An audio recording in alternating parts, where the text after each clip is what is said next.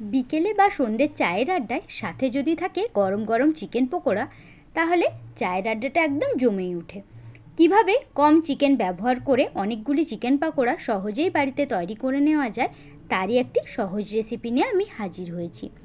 নমস্কার বন্ধুরা, আমি ঝিনুকের রান্নাঘরে আপনাদের সবাইকে স্বাগত। আমার আজকের রেসিপি ক্রিস্পি মুচমুচে চিকেন পকোড়া। তো চলুন বন্ধুরা, এই চিকেন পকোড়া রেসিপিটা শুরু করা যাক। চিকেন পকোড়া বানানোর জন্য সবার প্রথমে আমি এখানে নিয়েছি 300 গ্রাম চিকেন।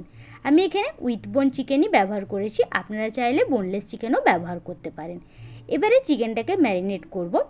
ম্যারিনেশনটা আমি দুভাবে করব। ফার্স্ট ম্যারিনেশন করার জন্য সবার প্রথমে এই চিকেনের মধ্যে দিয়ে দিচ্ছি লেবুর রস।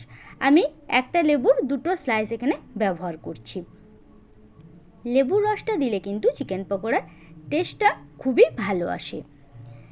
এর সাথে দিয়ে দিচ্ছি 1 চামচ পরিমাণে গোলমরিচের গুঁড়ো, আর দিচ্ছি 1/2 চামচ লবণ। লবণটা আপনারা কম বেশি করে নেবেন। রঙের জন্য দিয়ে দিচ্ছি 1 চামচ কাশ্মীরি লাল লঙ্কার গুঁড়ো আর 2 চামচ আদা রসুনের পেস্ট।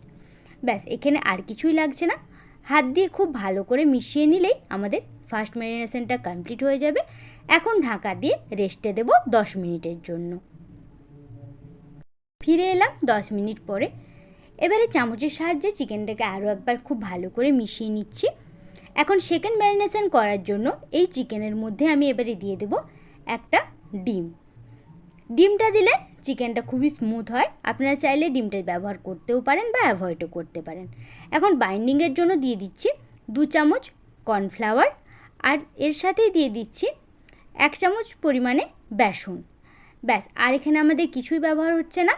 এখন হাত দিয়ে খুব ভালো করে মিশিয়ে নিচ্ছি।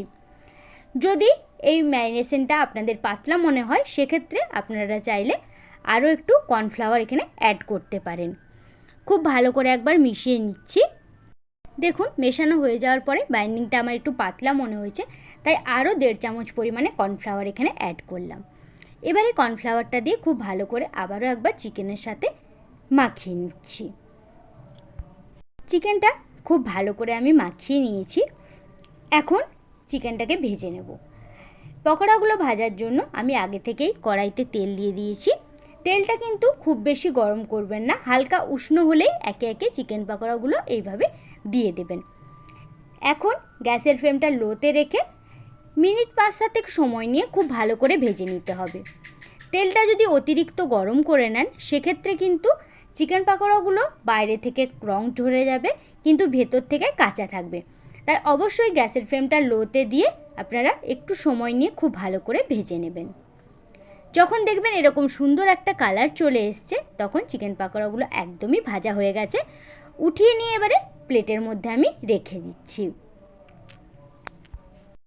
ঠিক একইভাবেই আমি বাকি চিকেন পকোড়াগুলো ভেজে নিচ্ছি।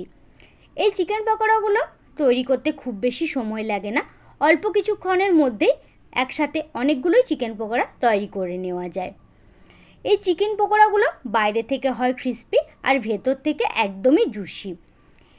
এরপর থেকে আর বাইরে ফাস্টফুডের দোকানে ভিড় করে চিকেন পকোড়া খাওয়ার কোনোই দরকার নেই।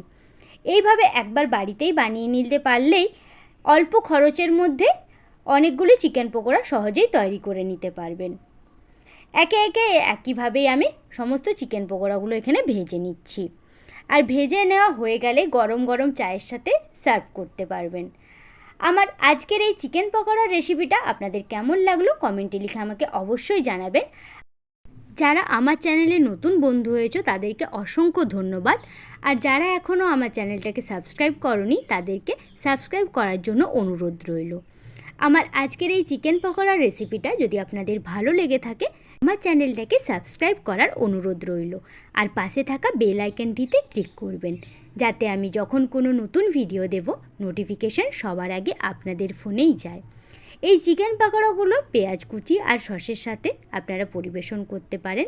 বাচ্চা থেকে বড় প্রত্যেকেই কিন্তু খুবই খুশি হবে। সবাই ভালো থাকবেন, সুস্থ থাকবেন। ফিরে আসছি অন্য কোনো রেসিপি নিয়ে। ততক্ষণের জন্য সবাইকে অনেক অনেক ধন্যবাদ।